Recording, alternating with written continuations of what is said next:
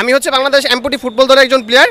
তো আমি হচ্ছে আজকে আমাদের টিকেট টিমটাকে সাপোর্ট করার জন্য আমি একদম বাফুফে থেকে এখানে চলে আসছি এবং হচ্ছে আমাদের টিমের অনেকটা মেম্বার হচ্ছে এখানে আমরা খেলা দেখতে আসছি।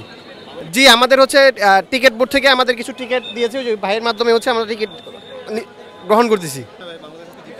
হ্যাঁ, অবশ্যই মিরপুরে মাঠ যখন বাংলাদেশ জিতার সম্ভাবনা সবচেয়ে বেশি। আমাদের হচ্ছে যে এই টিকেট টিমটার মধ্যে দুজন ওপেনার যারা আছে ওরা দুজনের মধ্যে যে কোনো একজন দাঁড়ায় প্রতিদিনই দাঁড়াচ্ছে।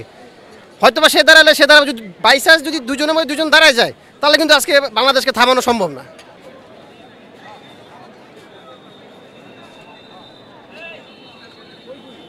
আসলে খুব ভালো লাগছে।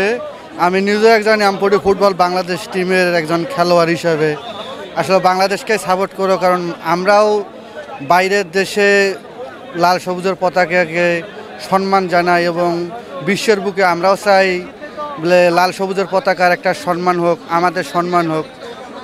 এই আনন্দে মনে করেন খেলা দেখতে আসছি, কারণ আমরা বাংলাদেশকেই সাপোর্ট করব। ফরজ অয়েল দা বাংলাদেশ, ঠিক আছে, জিতলেও বাংলাদেশ, হারলেও বাংলাদেশ। আমার প্রত্যাশা আজকের ম্যাচে বাংলাদেশেই জিতবে এবং সিরিজ বাংলাদেশেরই হবে।